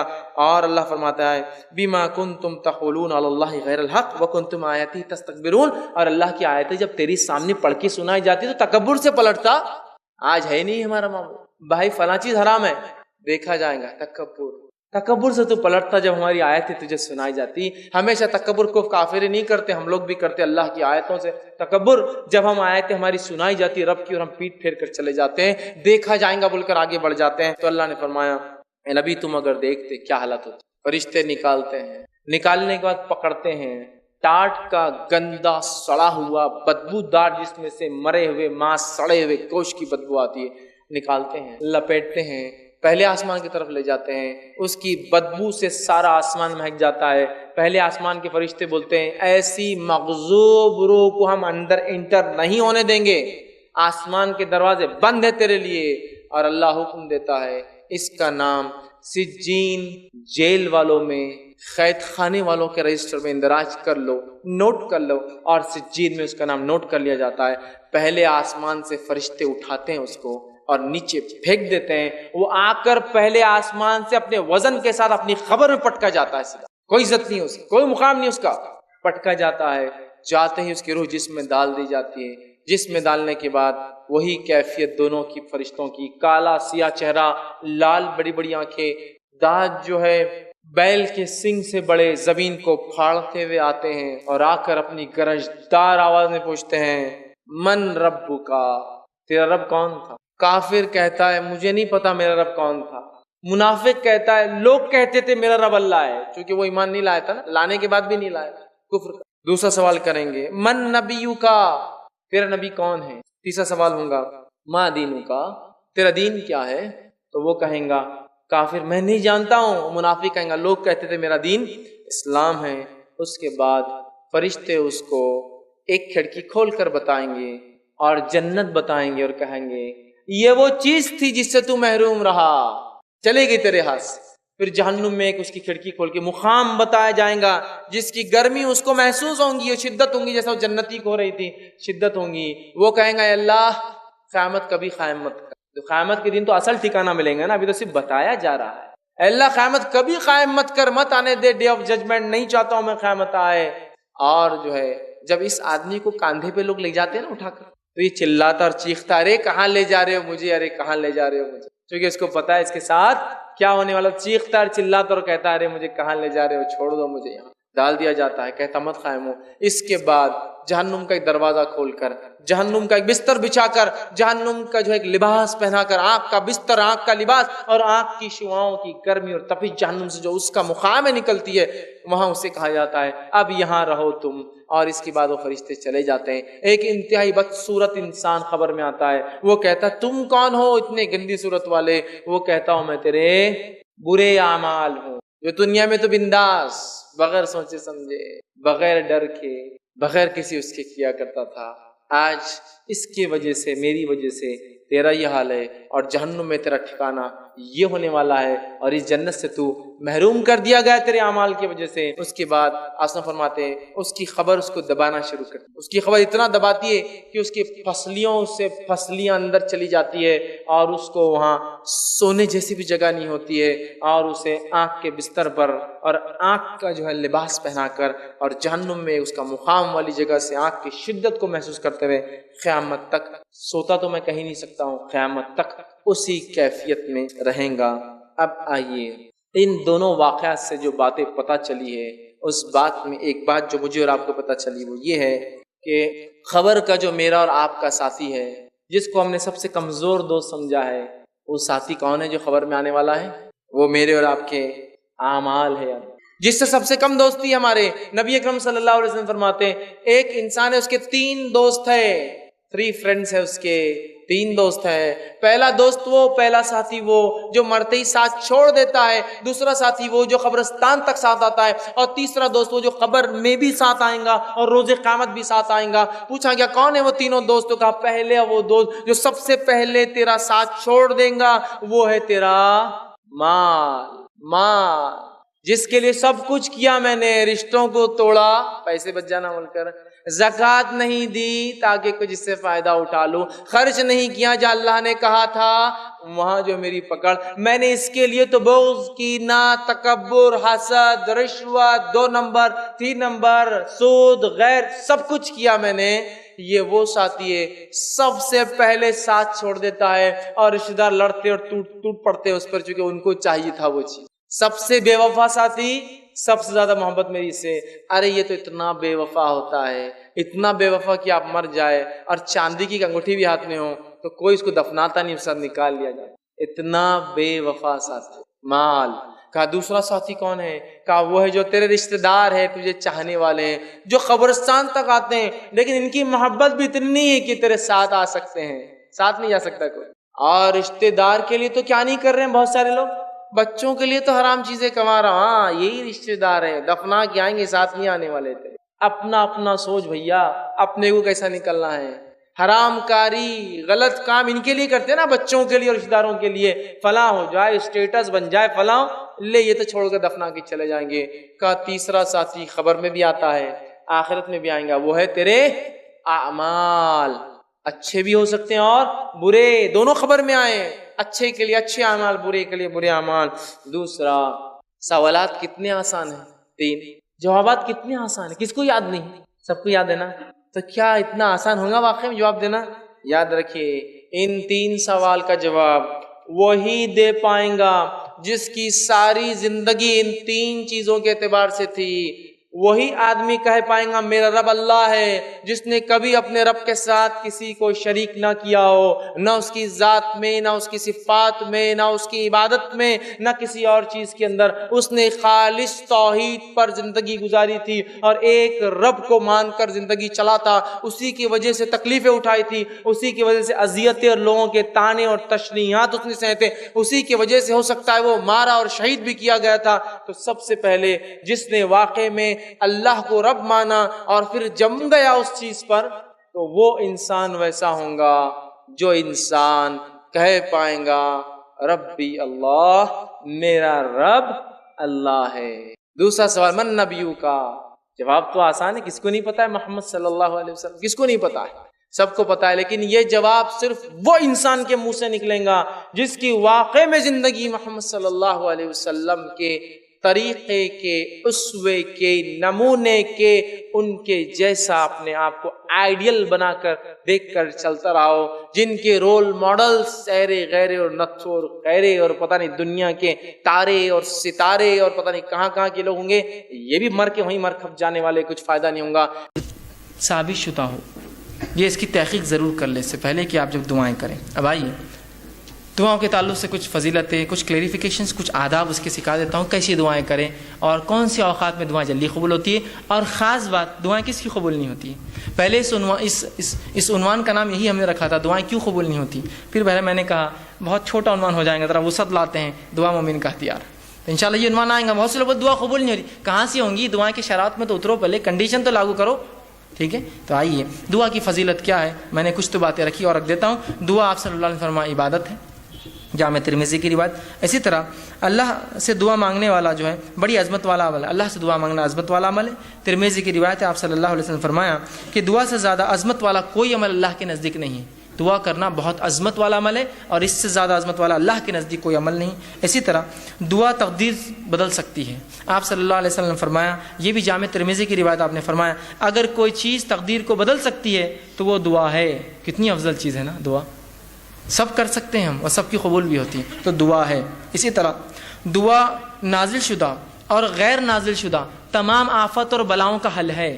آپ صلی اللہ علیہ وسلم فرماتے ہیں، یہ جامع ترمذی کی روایت، آپ نے فرمایا اور کہا جو ہے دعا نازل شدہ آفات اور جو ابھی نازل نہیں ہوئی سب کے لیے نفع بخش ہے، لہٰذا اے اللہ کے بندو دعا ضرور کرو۔ مطلب جو بلائیں تم پر نہیں آئی اور جو بلائیں آئی ہوئی ہیں دونوں کو ٹالنے کا حل راستہ کیا ہے؟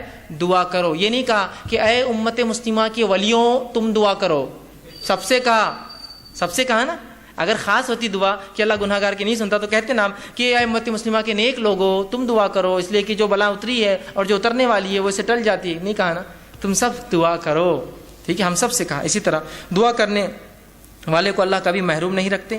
دعا کے لیے ہاتھ اٹھانا یہ مسنون ہے، سنت طریقہ یاد رکھیے، آپ ہاتھ اٹھانا چاہیے دعا کے لیے، لیکن ہاتھ بہت لمبے لمبے نہیں پھیلانا، سوائے اس کے کہ آپ صلی اللہ علیہ وسلم عموماً جب ہاتھ اٹھاتے تو ہاتھ نزدیک ہوتے، ملے ہوئے ہوتے، حدیث میں آتا ہے ہاتھ ملے ہوئے ہوتے، ٹھیک ہے۔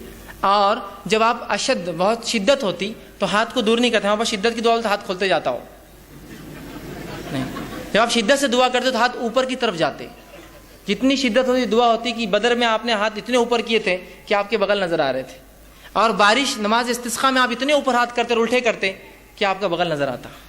تو دعا کی شدت جتنی زیادہ ہوں گی آپ ہاتھ اتنے اوپر اٹھائیں گے اللہ کی طرف، اوپر کی طرف۔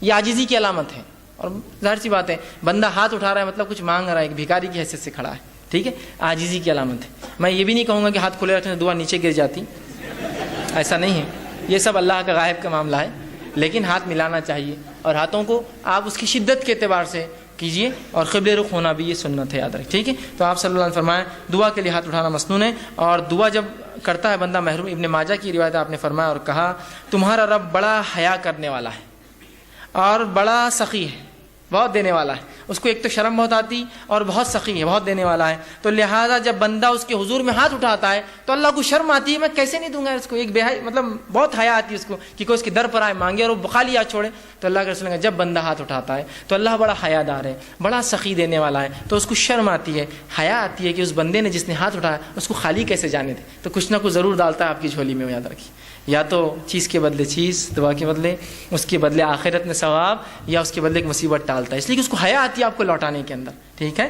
تو ہاتھ اٹھانا ہمارا سنت ہے، اور اللہ دعا۔ اسی طرح جو ہے دعا کے تعلق سے بات آتی ہے، اس کے کچھ آداب ہیں، ان آداب کا بھی لحاظ رکھیں۔ ان آداب کا ہم لحاظ نہیں رکھیں گے تو ہو سکتا ہے دعا جو آپ کہتے قبول نہیں ہو رہی ہے، ہم کو لگ رہا ہے اس کا ہو سکتا ہے۔ آئیے سنیے، دعا مانگنے کے لیے جو ادب رکھنا، جامع ترمذی کی روایت ہے، ایک شخص آیا، 2 رکعت نماز پڑھی، نماز کے بعد اس نے دعا کی، اے اللہ میری مغفرت کر، مجھ پر رحم کر، اور اس کے بعد چلا گیا۔ آپ نے کہا اس کی قبول نہیں ہوئی، صحابہ نے کہا اس کی قبول نہیں کیوں؟ تو آپ نے فرمایا جب دعا کرو تو سب سے پہلے اللہ کی حمد و ثنا کرو، تعریف بڑائی بیان کیجیے اللہ کی، سورہ فاتحہ ہے، سورہ اخلاص ہے، اللہ کی حمد و ثنا، اس کے بعد مجھ پر درود بھیجو، اور اس کے بعد اپنی حاجت رکھو۔ تو دوسرے صحابی نے سن لیا، فوراً گئے، نماز پڑھی، اس کے بعد الحمد ثنا کی اور رسول اللہ صلی اللہ علیہ وسلم پہ درود بھیجا، اور اس کے بعد جو ہے اپنی دعا کہ اللہ کے رسول نے فرمایا اس کی قبول ہوئی۔ یہ ادب ہے دعا کا، یاد رکھیے۔ ان کو ضروری نہیں کہ آپ جلدی میں ہو، مصیبت میں ہو تو آپ سیدھے پکارے اللہ کو، لیکن جب آپ اطمینان سے دعا کر رہے ہیں تو ضرور اس ادب کا لحاظ رکھیے کہ پہلے اللہ کی حمد و ثنا، نبی اکرم صلی اللہ علیہ وسلم پر درود، اپنی حاجت اس کے بعد رکھیے، اور اس کے اندر بالخصوص اپنی مغفرت کے ساتھ شروع کیجیے، اللہ میری مغفرت، اس کے بعد میرے فلاں اعمال اور فلاں اعمال اور فلاں اعمال، ٹھیک۔ اسی طرح دعا جامع ہو، کم الفاظ والی ہو، اور 2 ٹوک ہو، ڈائریکٹ ٹو پوائنٹ ہو۔ جامع سمجھتے آپ؟ کم الفاظ والی، آپ صلی اللہ علیہ وسلم لمبے لمبے الفاظ پسند نہیں کی دعا میں، خوب لمبے لمبے اشعار پڑھ رہے، یہ پڑھ نہیں، جامع ہو۔ جیسا کہ ایک شخص جو ہے وہ دعا کر رہے تھے اور کہتے اللہ مجھے جنت دے، جنت کے سیدھے ہاتھ پہ اتنے درخت دے، جنت کے الٹے ہاتھ پہ اتنے درخت دے، جنت کے کھیت۔ تو ان کے والد نے کہا آپ صلی اللہ علیہ وسلم نے ہمیں منع کیا تھا ایسی دعاؤں کے تعلق سے، ایسی تفصیلی جامع دعا کرو، جنت دے۔ اب جنت میں سب کچھ مل جائے گا نا، یہ خواہ کیوں کر رہے تم اتنے جھاڑ ادھر اتنے جھاڑ ادھر، یہ اللہ خود دے دیں گے یہ سب۔ اور جہنم سے پناہ مانگنا ہے تو صرف یہ دعا کرو اللہ جہنم سے پناہ دے، اتنی تفصیلات کیوں کی جہنم کی، یہ پناہ دے اور وہاں سے پناہ دے، صرف آپ کر لیجیے خالی، سمجھ رہے ہیں بات کو؟ تو جامع ہو، لمبے لمبے الفاظ، تفصیلی نہ ہو، جامع ہو، اے اللہ جنت دے، جنت کی نعمتیں خود مل جائیں گی نا ساتھ میں، اس کو کیا آپ کو ضرورت بولنے کی اتنے جھاڑ، اتنی حوریں، اتنے فلاں، اتنے گھر، اتنے پیسے، ضرورت ہی نہیں ہے نا، جنت مل گئی، سب کچھ آ گیا، جہنم سے بچ گئے، سب کچھ ہو گیا۔ اتنا کیوں کہ اللہ جہنم کے وہ حصے سے نجات دے اور وہ حصے سے نجات دے اور وہ حصے سے، خالی آپ بول دیجیے بس، بات سمجھ رہے آپ؟ ٹھیک ہے، تو جامع ہو اور 2 ٹوک ہو، 2 ٹوک۔ یہ دعا کوئی نہ کرے اللہ تو بہتر سمجھے تو دے، یہ دعا درست نہیں، کیوں؟ اللہ پہ کوئی اتھارٹی ہے کہ جو بہتر سمجھے گا اور نہیں سمجھے گا؟ اس کے پاس تو پوری ملکیت ہے, وہ تو دے ہی سکتا ہے. آپ مانگیے کیا مانگنا ہے آپ کو, بولیے اپنے ڈور اللہ یہ چیز مجھے خیر ہے تو دے دے, ختم. تو چاہے تو خیر دے دے, یہ کوئی آپشن نہیں. اللہ کے اوپر کیا کوئی باس ہے اس کا جو اس کو وہ کرے گا کہ تو چاہے تو مطلب وہ کسی سے پوچھے؟ ڈائریکٹ اپنے دو ٹوک الفاظ میں کیجیے, اللہ یہ چیز خیر ہو تو دے دے, بس ختم. دو ٹوک ہو, مضبوط الفاظ ہو, جامع الفاظ ہو, کم الفاظ ہو, اور اپ ٹو دا پوائنٹ ہو دعا اپنی. اور یہ نہیں کہ اللہ کو آپشنس کے ساتھ تو خیر تو بہتر سمجھے تو دے, بلکہ آپ نے کہا سیدھے اپ ٹو دا پوائنٹ آپ کہے اللہ اگر خیر ہو تو یہ چیز مجھے دے دے, شر ہو تو اس سے محفوظ رکھ, ختم ہو گیا. دو ٹوک الفاظ میں کہے, یہ نہ کہے, صحیح بخاری کی روایت یہ نہ کہے کہ جو اللہ تو چاہے تو, بلکہ اللہ کے اوپر کوئی بڑا نہیں, اس کا حاکم نہیں ہے کوئی, وہ خود سنتا ہے, لہٰذا دو ٹوک الفاظ میں دعا کرو. اسی طرح دعا مانگتے ہوئے دعا کی قبولیت کا آپ کو یقین رکھنا ہوگا دل میں. جب آپ شخص سے دعا کریں گے نا, ہوتی نہیں ہوتی چلو کر لیں گے, لیکن اب دعا نہیں ہوتی قبول آپ کی, اب نہیں ہوتی, چونکہ آپ ایسی بارگاہ میں جا رہے ہیں جو اتنا غنی ہے, جو کسی کو لوٹاتا نہیں ہے, اور وہاں جاتے وقت فقیر یہ سوچے کہ ملے گا نہیں ملے گا, چلو مانگ لیتے ہیں, پھر نہیں ملتا.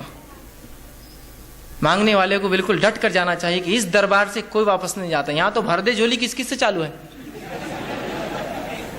تو رب کس کو کیسے وہ کریں گے, وہ تو دینے ہی والا ہے. تو آپ یقین کریں کہ دعا قبول ہونے والی میری, وہ 3 شکلوں میں, وہ یاد رکھیں ہمیشہ. اور پھر دو ٹوک الفاظ میں کیجیے, یقین کے ساتھ کیجیے اللہ قبول کریں گا. اور دعا پوری توجہ اور یکسوئی سے کیجیے, دعا میں خشوع ہو, جیسا نماز, روزہ, زکوٰۃ, حج, ذکر و اذکار, تلاوت قرآن میں خشوع, تو اسی طرح خشوع ہو. یہ نہیں کہ آپ بہت سے لوگ دعا کرتے ہیں ہاتھ چالو ہے بس, کچھ تو بھی چل رہا ہے بس, مطلب کوئی ان کو دعا میں خشوع نہیں, بس اور یہاں آمین چل رہا ہے معاملہ. خشوع کے ساتھ, عاجزی انکساری کے ساتھ, یکسوئی کے ساتھ. یہ جامع ترمذی کی روایت آپ نے فرمایا اللہ تعالیٰ سے قبولیت کے مکمل یقین کے ساتھ دعا کرو, اور یاد رکھو اللہ تعالیٰ غافل اور بے دھیان دل کی دعا نہیں سنتا اور قبول نہیں کرتا. غافل بے دھیان دل بس کر رہے, اللہ بس میرے والدین کو فلاں کر دے, نہیں غافل ہے آپ, ادھر دیکھ رہے ادھر دیکھ رہے, یہ کام کیسا چل رہا, وہ کیسا ہو رہا, مسجد میں کیا کیا ہو رہا, گھر میں کیا کیا ہو رہا ہے نا, تو پھر دعا قبول نہیں ہوتی, یاد رکھیے. اسی طرح دعا کے ادب میں یہ ادب بھی ہے, دعا مانگنے سے قبل اپنے گناہوں کا اعتراف کیجیے اللہ کے سامنے. یہ حاکم کی روایت ہے, آپ صلی اللہ علیہ وسلم فرمائیں جب بھی تم اللہ سے دعا مانگو تو اپنے گناہوں کا پہلے اقرار کرو, اللہ میں گناہ گار ہوں, میں خطا کار ہوں, مجھ سے گناہ اور خطا ہوئے, لیکن تو میرا رب ہے, اس گناہ اور خطاؤں کے بعد بھی مجھے یقین ہے تو میری دعا سنے گا. تو اپنی گناہوں کا اعتراف کیجیے اور پھر اپنی حاجت مسائل اس کے سامنے رکھیں, ٹھیک ہے. تو گناہوں کا اعتراف یہ ضروری ہے, ٹھیک. اسی طرح خاص دعاؤں کے لیے آپ 3 بار بھی دہرا سکتے ہیں, خاص دعاؤں کے لیے اسپیشل جو آپ کی دعائیں ہوں کچھ, تو آپ 3 بار دہرائیے, اس کی سنت ہے, یہ اس کا ادب بھی ہے. آپ صلی اللہ علیہ وسلم کے طرف ابن ماجہ کی روایت ہے, آپ نے جنت طلب کی اور جہنم سے پناہ مانگا, 3 بار کہا اللہم صلی الجنہ ونعوذ بک من النار, 3 بار کہا. کہ تو بہت اہم دعا ہے نا, جنت پانے کی, جہنم سے بچنے کی. تو اس سے پتہ چلا آپ ایسی دعاؤں کو جو بڑی اہمیت کی ہے 3 بار دہرانا, اللہ میری مغفرت کر, اے اللہ میری مغفرت کر, یہ امپورٹنس کے لیے اور یہ سنت ہے. آپ جب بھی کوئی اہم دعا کرتے 3 مرتبہ الفاظ کے, جیسے عثمان ابن عفان کو دعا دی تھی 3 بار کی دی تھی ایک ساتھ. امپورٹنٹ تھا نا, اس لیے کہ جنگ تبوک میں مال لا کے دیا تھا جب کوئی دے نہیں رہا تھا, ٹھیک ہے, تو 3 بار. اسی طرح یہ ابن ماجہ کی روایت. اسی طرح جو ہے جامع ترمذی کی روایت آپ نے فرمایا اور کہا کسی دوسرے کے لیے دعا مانگنے والے کو پہلے اپنے لیے دعا کرنی چاہیے, پھر دوسرے کے لیے مانگنا چاہیے. اگر کوئی آپ سے کہا بھائی میرے لیے دعا کیجیے, تو آپ صلی اللہ علیہ وسلم فرمایا پہلے اپنے لیے مانگ اور پھر اس کے لیے وہ چیز مانگ, اس لیے کہ پہلا محتاج تو وہی ہے جو مانگ رہا ہے, اور پھر وہ ہے جس نے مانگنے کا کہا. تو جب بھی کوئی آپ سے دعا کہے تو ضرور اپنے لیے مانگیے پہلے, اور پھر اس سامنے والے کے لیے بھی دعا کیجیے. اسی طرح جو یہ ابو داؤد کی روایت ہے, آپ صلی اللہ علیہ وسلم فرمایا کہ دعا جو ہے جامع ٹھوس الفاظ لیکن زیادہ معنی والوں سے دعا مانگنی چاہیے, مطلب تھوڑے ہو, ٹھوس ہو, مضبوط ہو, اور زیادہ اس کا معنی اس کے ساتھ کرنا چاہیے. اسی طرح ہاتھ اٹھائے بغیر بھی دعا کرنا جائز ہے, لیکن ہاتھ اٹھانا سنت اور ادب ہے. ہاتھ اٹھائے بغیر بھی کر سکتے ہیں, جیسے کہ آپ صلی اللہ علیہ وسلم نے نماز کے اندر تشہد کے اندر دعائیں کی, اس میں ہاتھ تھوڑی اٹھا سکتا آدمی نماز کے تشہد میں, نماز کی مختلف ارکان میں, تو بغیر ہاتھ اٹھائے کے, تو بغیر ہاتھ اٹھائے کے بھی کر سکتے ہیں, ہاتھ اٹھا کے بھی کر سکتے ہیں. اسی طرح جو ہے دعا سننے والے کے لیے آخر میں آمین کہنا چاہیے. جو دعا سنے, جب کوئی دعا کرے آپ سن رہے تو آمین کہنا چاہیے, اس لیے کہ آمین کہنا یہ جو ہے اے اللہ قبول کر کے معنی میں ہے. صحیح مسلم کی روایت ہے, آپ نے فرمایا جب بندہ اللہ سے دعا کرتا ہے تو فرشتے آمین کہتے ہیں, اس کے لیے وہ دعا کر کے آمین کہتے ہیں. تو پتہ چلا فرشتے دعا پر آمین کہتے ہیں, مطلب ہم لوگ بھی جب دعا کوئی کرے تو آمین کہنا چاہیے اس کے اوپر, لیکن دعا گناہ کی نہ ہو اور خطے تعلق کی نہ ہو. یہ 2 دعاؤں پہ نہیں کہنا چاہیے, چونکہ یہ دونوں دعائیں مانگنا غلط بھی, اللہ قبول بھی نہیں کرتا, کہ گناہ کی کوئی دعا یا خطے تعلق. جیسا کوئی دعا کرا اللہ لڑکی کو لیکن بھاگنا آسان کر دے, بہت سے لوگ کرتے ہیں نا ایسی دعائیں, ہوتے ہیں نا ایسی دعائیں. تو بہرحال نوجوان اس لیے بول رہا ہوں, تو یہ دعائیں نہیں قبول ہوتی, کہ تو گناہ کی ہے نا. آپ ایسی دعا اللہ سے کرتے ہیں اللہ میرے کو شراب کی نعمت عطا فرما, ہے نا. میلے جوا چرس گانجا یہ سب آسان کر, میرے کلب کو جو سٹے کا ہے اس کو خوب چلا, ہے نا, لوگوں کو خوب بیمار کر تاکہ میرے دواخانے میں آئے. گناہ کی ہے نا بھائی, بیمار لوگ ہوتے رہیں گے, دواخانے آتے رہیں گے, الگ چیز ہے, آپ دعا نہیں کر سکتے, اس کی گناہ ہے نا, ایک غلط چیز کی دعا کر رہے ہیں آپ, سمجھ رہے. جیسے پنکچر کی کسی نے دکاندار ہوتا, آپ کیا دعا کریں, اللہ خوب پنکچر ہو گاڑیاں اس شہر میں میرے پاس آئے. پنکچر تو فطری چیزیں ہوں گی, آپ دعا نہیں, آپ یہ کریں گے اللہ میرے رزق میں برکت دے. اب وہ کیسی ہوں گی وہ ایک الگ چیز ہے, آپ بات سمجھ رہے. یہ دعا ہونی چاہیے, تو گناہ کی دعا نہیں ہونی چاہیے. اسی طرح معمولی سے معمولی چیز بھی اللہ سے مانگنا چاہیے. معمولی بہت معمولی چیز ہے, اللہ سے مانگے. ہم لوگ سمجھتے نہیں بڑے مسئلوں میں اللہ کو لانا چاہیے, معمولی مسئلے میں نہ کو کہ اللہ کو جو خام خواہ لانے کا نہیں, ہر مسئلے میں اپنے رب سے تعلق جوڑیے اپنا. اور معمولی دعا بھی آپ صلی اللہ علیہ وسلم سنیے کیا فرمایا, جامع ترمذی کی روایت ہے, انس بن مالک رضی اللہ عنہ فرماتے ہیں, آپ نے فرمایا اور کہا, تم میں سے ہر ایک اپنی ضرورت اللہ سے مانگے, حتیٰ کہ جوتے کا تسمہ لیس بھی ٹوٹ جائے تو اللہ سے مانگے, اللہ نہیں لیس چاہیے. اور اگر نمک کی کمی ہو تو اللہ سے مانگے, اللہ نمک چاہیے مجھے. اس کے بعد کوشش, میں نے پہلے بیان کر دیا, کوشش کے ساتھ یہ سب چیزیں جڑی ہوئی ہیں کہ تسمہ لینے جائے, کوشش کرے, مال کما کے خریدے, نمک کے لیے باہر نکلے مانگے یا پھر خریدنے جائے, کوشش کے ساتھ, لیکن دعا پہلے. کوئی مشکل کوئی مصیبت, اگر کسی نے کیا ارے گاڑی پنکچر ہو گیا, اللہ میری مدد کرے اس معاملے میں, گاڑی پنکچر ہو گئی میری, کوئی بھی چھوٹی سے چھوٹی, لیس تو کتنی چھوٹی چیز ہے نا, کوئی بھی مصیبت ہو اللہ سے فوراً دعا, اس کے بعد کوششیں اپنی جاری رکھیں. اسی طرح دعا کرتے وقت اپنا رخ قبلے طرف رکھنا یہ بھی سنت ہے. آپ صلی اللہ علیہ وسلم نے جنگ بدر کا جو میں نے واقعہ رکھا تھا, آپ قبلے رخ ہوئے, یہ مسلم کی روایت ہے, اور دعا کی جس کے الفاظ صحیح مسلم کی روایت کے یوں ہیں. عمر ابن خطاب کہتے ہیں, جنگ بدر میں رسول اکرم صلی اللہ علیہ وسلم نے مشرکین مکہ پر ایک نظر ڈالی ان پہ, جب کھڑے ہو گئے تھے آمنے سامنے, تو وہ 1000 کی تعداد تھے, جبکہ آپ صلی اللہ علیہ وسلم کی صحابہ کی تعداد 319 تھی. پھر فرمایا رسول اللہ صلی اللہ علیہ وسلم نے قبلے رخ طرف کیا اور اپنے ہاتھ اللہ کے حضور پھیلائے اور پکار کر دعا کرنے لگی, پکار کر دعا کیا آپ نے. ٹھیک ہے, تو یہ دعا کے ادب تھے. اب بعض دعائیں جو نبی اکرم صلی اللہ علیہ وسلم نے دم کیا اپنے نفس پر جب آپ بیمار ہوتے تھے, تو آئیے وہ دعائیں آپ کے سامنے رکھتا ہوں. دیکھیے تمام باتیں دنیاوی علاج کے ساتھ چل رہا ہے, آپ دنیاوی علاج کراتے ہوئے یہ تمام کام کر رہے ہیں, یاد رکھیے. میں نے یہ نہیں کہا آپ سے کہ آپ دنیاوی علاج چھوڑ دیجیے اور باقی یہی کرتے رہیے, کافی ہے. آپ دواخانے بھی جائیے, لیکن پہلے یہ ہوگا اور ساتھ میں پھر علاج کرواتے رہیے, اور پھر صبر کرتے رہیے, اللہ سے دعا کرتے رہیے. تو علاج کے ساتھ یہ سب چل رہا ہے, اس لیے کہ یہ دونوں ملیں گے تو شفا ہے, یاد رکھیے. آئیے آپ صلی اللہ علیہ وسلم نے جو بعض دعائیں کی شفا کے لیے, اس آپ کے سامنے رکھتا ہوں, بس مختصر رکھوں گا. صحیح بخاری کی روایت ہے, آپ صلی اللہ علیہ وسلم جب کسی مریض کے پاس جاتے تو اس کے جسم پر ہاتھ رکھتے اور یہ دعا پڑھتے اس کی شفا کے لیے. دعا یوں, اللہم رب الناس اذھب الباس اشفی انت شافی, کہ اے اللہ انسانوں کو پالنے والے, انسانوں کے رب, اس سے تکلیف دور فرما, اس سے تکلیف دور فرما. اشفی انت شافی, اس کو شفا دے, تو شفا دینے والا ہے. لا شفا الا شفاؤک, تیرے علاوہ کوئی اور شفا دینے والا نہیں ہے. شفاء لا یغادر سقما, ایسی شفا دے کہ جو بیماری کو بالکل نہ چھوڑے. یہ دعا کرتے اس بیمار کے لیے, جب آپ جاتے اس کو پڑھتے اور یہ دعا کرتے کہ مریض پر ہاتھ رکھ کر یہ دعا کرتے, اللہم رب الناس اذھب الباس, اے اللہ جو انسانوں کا رب ہے اس سے اس کی بیماری کو دور کر. اور یقیناً جو آپ فرماتے آگے, اشفی انت شافی, تو شفا دینے والا, تیرے شفا دینے کوئی نہیں ہے. لا شفاؤک الا شفاؤک, تیرے علاوہ کوئی شفا نہیں دیتا. شفاء لا یغادر سقما, ایسی شفا دے اس کو کہ اس کی بیماری کو بالکل نہ چھوڑو. تو ہم بھی جب مریض کے پاس جائیں, کوئی گھر میں مریض ہو جائے, یہ دعا اس کے جسم پر ہاتھ رکھ کے پڑھیے, دیکھے شفا ملیں گی, ساتھ میں علاج بھی بہرحال کراتے رہیں. اسی طرح صحیح مسلم کی روایت ہے, ایک شخص نے آپ صلی اللہ علیہ وسلم کے سامنے درد کی شکایت کی, کہا اللہ کے رسول مجھے تکلیف ہو رہی ہے, کسی ایک اعضاء میں درد کی شکایت کی. نبی اکرم صلی اللہ علیہ وسلم جب یہ سنا, اس کی درد کی شکایت سنی, تو آپ نے فرمایا کہ تو اپنے اس اعضاء پر جہاں تکلیف ہے اپنا سیدھا ہاتھ رکھ اور 3 بار بسم اللہ پڑھ. پیٹ دکھ رہا ہے, پیر دکھ رہا ہے, اچانک سر میں درد شروع ہوا, پتہ نہیں لوگ کیا کیا کرواتے ہیں. سنت سے یہ ہے کہ ہاتھ رکھو اور 3 مرتبہ آپ نے فرمایا بسم اللہ پڑھ, اور اس کے بعد آپ نے فرمایا اور کہا کہ 7 مرتبہ پھر یہ پڑھ, 3 بار ہاتھ رکھ کے کہے بسم اللہ بسم اللہ بسم اللہ کے نام سے, اور اس کے بعد 7 مرتبہ یہ پڑھ, اور آپ نے فرمایا اعوذ بعزت اللہ و قدرتہ, کہ میں اللہ کی بڑائی اور اس کی قدرت کی پناہ لیتا ہوں, من شر ما اجد و حاضر, اس چیز سے جو میں محسوس کر رہا ہوں یا جس کا مجھے اندیشہ ہو رہا ہے.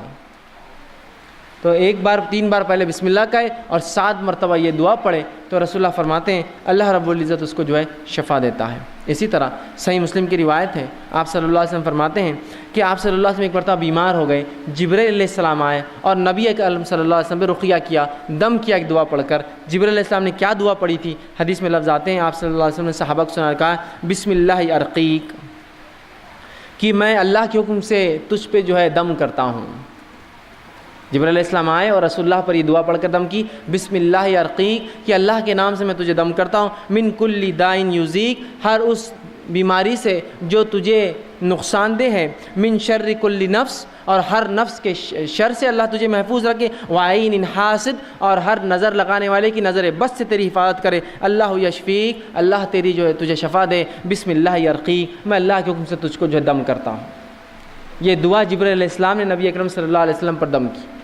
اسی طرح معوذتین آپ پڑھ سکتے ہیں، اسی طرح سورہ جو ہے فاتحہ پڑھ کر ہم دم کر سکتے ہیں۔ یہ تمام کے بڑے فضائل آتے ہیں، یاد رکھیں۔ ہم نے یہ تمام چیزیں بہرحال آج چھوڑ دی ہیں، اور ایسی تمام وہ دعائیں جو قرآن سے اور سنت نبوی سے ثابت ہے آپ پڑھ سکتے ہیں۔ میں نے تو 2-4 نمونے کے طور پہ رکھی، یہ اگر پڑھ کر ہم کریں گے تو آپ دیکھیے جہاں دوا سے بھی علاج کا کچھ حصہ ہو رہا ہے، وہیں یہ دعائیں بہت حد تک نفسیاتی طور سے ہمیں جو مرض سے دور کر دیں گی، یا کم از کم بیماری ختم نہ بھی ہو تو ہم ایک مضبوط ایک مومن بنے رہیں گے۔ ہم آہ و بکا نہیں کریں گے، تقدیر کو کوسیں گے نہیں، اللہ کو برا بھلا نہیں کہیں گے، اللہ سے بدگمانی نہیں کریں گے کہ ہم ہی بیمار ہونا تھا کہ اللہ ہمارا ہی گھر ملا تھا کیا، معیش ملا تھا کیا۔ کم از کم یہ تسلی رہیں گی انسان کو، نفسیاتی وہ مضبوط اور قوی رہیں گا، چاہے جسمانی اعتبار سے کتنا لاغر اور بیمار ہو چکا ہو۔ تو یہ دعائیں بڑی اہمیت رکھتی ہے، یاد رکھیں۔ اسی